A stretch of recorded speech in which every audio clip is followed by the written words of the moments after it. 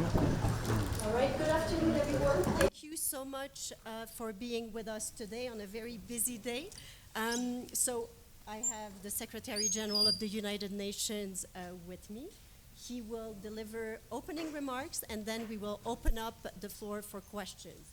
Secretary General, oh, and before I forget, I wanted to introduce, we have also with us, sitting with us, we have Mr. Claver Gatete, who is the Executive Secretary of the UN Economic Commission for Africa, based here in Addis Ababa. Secretary, if he arrives, yes, we have Parfait Onanga Anianga, who is the Special Representative of the Secretary General for the UN Office at the African Union. So Secretary General, you have the floor. Good afternoon. Over these past 3 days in Addis Ababa, I have met many leaders from across the continent to discuss challenges across the spectrum. I want to emphasize that despite the many tests facing Africa, we start from a position of strength. As I said in my remarks to leaders this morning, the partnership between the African Union and the United Nations has never been stronger.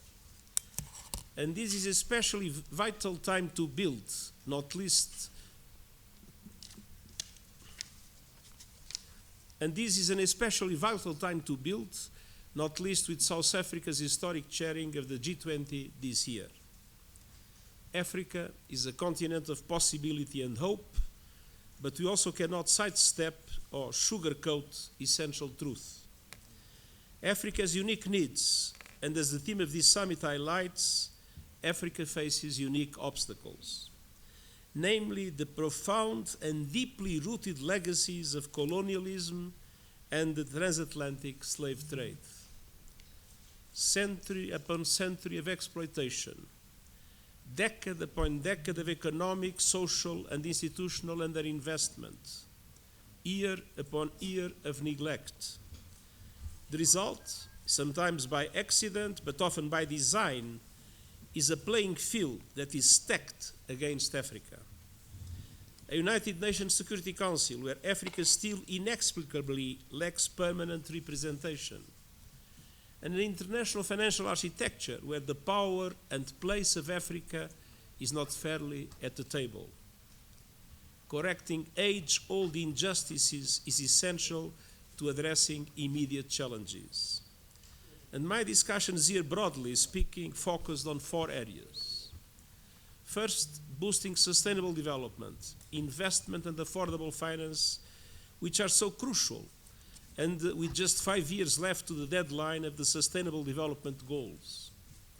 It is in the center of these concerns that we are pushing for our reforms of international financial architecture to give developing countries more voice, more power, more representation, and more access to the resources they need. Second, securing climate action and justice to tackle an existential threat that the African people did virtually nothing to create. The truth is that some of the worst storms, some of the worst droughts, some of the worst negative impacts on the economies and societies are in Africa, but Africa is not contributing to climate change. Third, making sure that Africa is not left behind in the technology race. When it comes to opportunity and capacity building in artificial intelligence, AI must stand for Africa included. And fourth and fundamentally, achieving and sustaining peace throughout the African continent. Yesterday, I was honored to take part in a special session of the African Union Peace and Security Council. We focus on the crisis of Sudan and the Democratic Republic of the Congo. And my messages were clear. Despite nearly 2 years of fighting in Sudan, every day brings horrific new reports of civilian killings, human rights abuses, and sexual violence. Hate speech and ethnically motivated attacks are on the rise, and the economy is in free fall. More weapons flow, and more war means more suffering and instability for the region and far beyond. There is no military solution. And in the spirit of Ramadan, which is about to begin, It is time for an immediate cessation of hostilities. The Sudanese people need a clear path out of this nightmare, and the world needs a stable, peaceful Sudan. In the DRC, as more cities fall, the risk of a regional war rises. It's time to silence the guns. It's time for diplomacy and dialogue. The recent joint summit in Tanzania offered a way with a renewed call for an immediate ceasefire. The sovereignty and territorial integrity of the DRC must be respected. There is too much at stake. The Congolese people and the people of the region deserve peace. Across the continent, we will continue to work for peace from Sahel to Somalia and beyond. And we will keep strengthening our many joint efforts with the African Union for security, stability, human rights, and the rule of law. The challenges are great, but the opportunities are greater. And the United Nations will be with the people of Africa every step of the way, and I thank you. Thank you. We will now open the floor for questions. Since we are in Ethiopia, let me start with an Ethiopian media. OBN, go ahead, you have the floor. Yeah, please use your microphones and try to limit yourself to one question at a time. All right. Thank you. Thank you, Excellency. Welcome to the land of origin. I'm Ambo Makasa and journalist. Can at you OBN. bring the micro a little bit closer to you because I'm a bit deaf? All right. Can you hear me now? All right. My question is on the recent international conference on finance for development, and even now you have raised as the financial architecture has to be reformed, and as the proposal is being developed by your agency, UN. And could you brief us the progress of that proposal? Thank you, sir. The proposal? Yes, proposal to, as you have, submitted the proposal to reform the financial architecture in the IMF. The international financial institutions, the World Bank, the IMF, and others were created after the Second World War. The African continent was practically not represented because most of today's African countries were still at colonial regime. And the system that was created was a system adapted to 1945, and the system that would essentially serve the interests of those that created it. Now the world has changed dramatically, and now the overwhelming majority of the countries of the world are developing countries. And we need to reform the system, the international financial architecture, in order to give much more voice, representation, and power to the developing countries, translating it into a number of new, more effective mechanisms to support development in continents like Africa. We need more concessional funding, which means multilateral development banks need to be reformed in order to be bigger, to be bolder, to be more capitalized, but at the same time more able to attract private investment towards the developing countries. We need to look seriously into the debt question. Many African countries are drowning in debt, and there is no effective mechanism of debt relief. It's important to create that mechanism of debt relief, of effective debt relief. And so there is a number of very important reforms that we have been put on the table, whose orientation was approved in the Summit of the Future, but now we must make sure that the meeting in Sevilla will be a meeting of implementation. Thank you. There's a lot of questions in the room. I'll try to get to as many as I can. Let me go to AFP. One question per person so we can get as many as possible. Hello, Secretary General. I wanted you to react to what a spokesperson for the European Union said this morning on the crisis in DRC. He said that the EU urgently considers all the means at its disposal for a ceasefire in DRC. So what do you think those means should be? Should it be a military intervention? Should it be sanctions? Thank you. I do not know what means the European Union is thinking about. I know the means that the African Union is thinking about.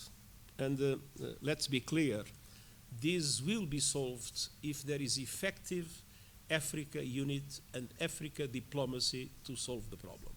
The contribution of other continents like Europe will of course be important, but the key to the solution of the problem is here.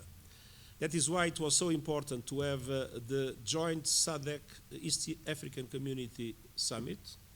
That in that summit it was defined a clear pathway for a ceasefire, and we believe that an immediate ceasefire is absolutely crucial. On the other hand, it's absolutely crucial to stop the fighting in order not to extend the area of fighting, because the risks of regional expansion are very high at the present moment since the offensive into Bukavu. And at the same time, there are a number of important things that were agreed and now need to be put in place. One is the neutralization of the FDLR, the other is the retreat of the Rwandese forces, and at the same time to have diplomacy and dialogue guaranteeing that the territorial integrity of the Democratic Republic of Congo is maintained, and that we will move into a situation in which there is unity in the way a country is governed. That is a complex way to go, but I've seen African leaders determined to do that, and whatever help can come from other continents, of course, will be welcome. But the key to the solution of this problem is here. I always thought that African solutions are always the best way to tackle African problems. Let me go to the lady just here, and then I'll go to the other room, to the other. We'll get it. Please introduce yourself. Thank you so much. My name is Dabia. I am from Al Jazeera. So my question is, how long will the United Nations remain unable to put an end to the tragedy of the Palestinian people in Gaza? And how can it pressure for the entry of humanitarian aids? And how do you interrupt Trump's decision? Sorry, I didn't understand this. After, how long does it take to solve the problem? And entry for the humanitarian aids. And then? The entry of humanitarian aids in Gaza. And the other question is, how do you interrupt Trump's decision to impose sanctions on South Africa and put traffics on BRICS? It will undermine trade movement in Africa? So the U.S. The sanctions that Trump put. Not the sanctions, the stop and Thank you. foreign assistance.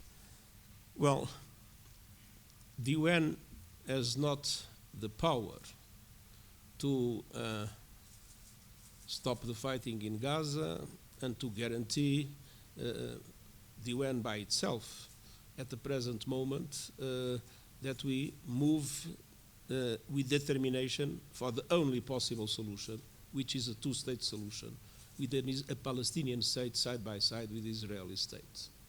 We know that we do not have a Security Council that probably is prepared for that. But the UN is doing everything possible to support the diplomatic efforts that were taken in order to guarantee the ceasefire and the release of hostages. And now it's absolutely vital that the negotiations for phase 2 and phase 3 are successful. It would be inconceivable that the war would start in Gaza again. The suffering of the Palestinian people would be absolutely intolerable. So our objective now, supporting Qatar, supporting Egypt, supporting the efforts that the United States also had recently, is to make sure that the war does not start again, and that the phases 2 and 3 of the negotiations are successful. And then, I hope progressively, to create the conditions for a solution, and the only solution that is acceptable, in my opinion, is a two-state solution. It would be inconceivable to have millions of Palestinians being expelled from the land where they live, as it would be impossible to accept that those Palestinians would live without any rights in a country, in the land that they always have lived in. The humanitarian aid has had a dramatic increase since the ceasefire. I would remind you that in the past it was said that from the Israeli side that all conditions were there, it was the UN that was not efficient. And the UN would say that the problem are the obstacles that are created. As soon as the obstacles were removed with the ceasefire, the humanitarian aid has boomed. But being as it is, growing enormously, it is always not enough for the needs of 2.3 million Palestinians in Gaza that now live in the middle of ruins, as you know. So we need to do more and more and more, because nothing is enough for a people that is in so dramatic circumstances. But I can promise that we are doing everything we can to make sure that the Palestinian people has access to the minimum necessary to avoid the most traumatic situations that the community is facing. South Africa. I have to say that we have an enormous hope in relation to the South Africa presidency of the G20, and we consider that this is an important opportunity to bring the interests of developing countries to the forefront. And in that regard, we would not be so favorable to anything that could be an obstacle to the success of that presidency. Al-Arabi. Thank you. Dawood Hassan, Al-Arabi TV. Mr. Secretary General, how much time we need to see the world order collapse? How long time we need to see the world or the international order collapse after we see something like United States sanctions against the ICC, after we see United States plans to evacuate the people of Gaza? And the second question is, there is a lot of conflicts in Africa. Is there any mechanism? Is there any mechanism or capability to the African Union to resolve or to deal with this great struggling, like in Sudan, in Congo, something like this? Thank you very much. Well, it is clear that a world order based on the rule of law is under threat. It's essential to preserve the values of the Charter, international law, international humanitarian law, international criminal justice. All these elements are necessary. Many of them are under attack. They have been under attack several times in the past, and they have survived, and they will survive. And I believe in a world in which the law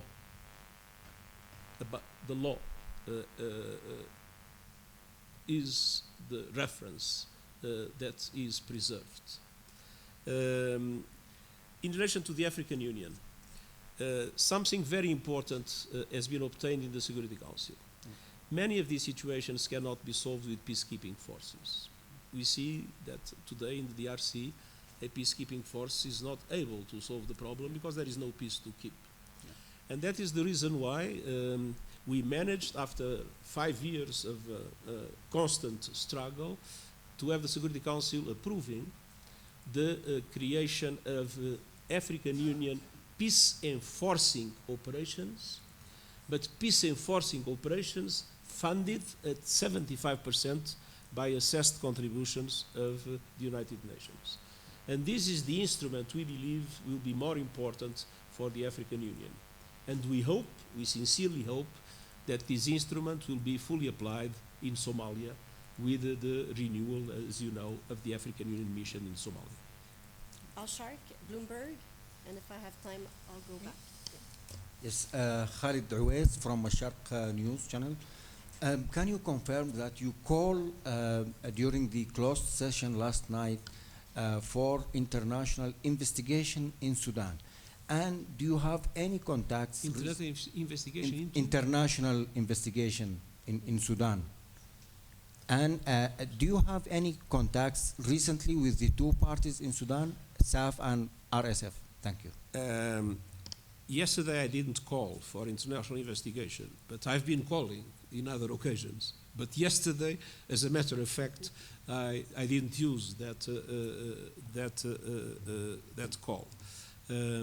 Indeed, my special envoy, Lamamra, has been in contact with the two sides. I myself have had some sporadic contacts, but it is Lamamra that is doing the job, and we believe that it is absolutely essential that the holy month of Ramadan is used in Sudan to stop the fighting and to create the conditions for diplomacy finally to be possible. We'll do one final question. Yes, please go ahead. Thank you. Thank you very much. My name is Yvonne Katsande. I'm with LN24 International. My question to you is that has the United Nations really fulfilled its mandate in terms of fostering peace in the world and obviously looking at Africa, because even President Trump withheld his contribution to the United Nations, citing that some of the NGOs and the work that is being done is not supporting what the United Nations is actually supposed to do. We recently found out that USAID was sponsoring terrorism. So has the United Nations actually done its part fully? And even with the vaccine agenda, it actually turned out to be a debacle. mRNA vaccines were killing people. Why didn't the United Nations actually advocate that it should have been stopped during the COVID-19 era? Thank you. Thank you. Mandatory vaccines are killing people. Well, there are many questions at the same time. Let's go to the central one. Obviously, we have a problem in the United Nations, and that problem is related to the geopolitical divides. And the geopolitical divides make the Security Council most times ineffective when we have serious crises. And so it's very difficult for the UN, with a paralyzed Security Council, play an effective role in relation to the solution of many of the conflicts that we have in the world. And that is why the reform of the Security Council is so important, and that is why I insisted once again today for that reform. In relation to mandatory vaccination, I never advocated for mandatory vaccination. I advocate for a strong campaign in order to convince people that the vaccination is important. That is the policy that we have adopted very clearly during the COVID time, and I think that that policy was effective, even if we had to fight against a lot of misinformation and disinformation with complete lies about vaccines and the risks of vaccines. But I believe that in the end, vaccination was crucial to contain the COVID.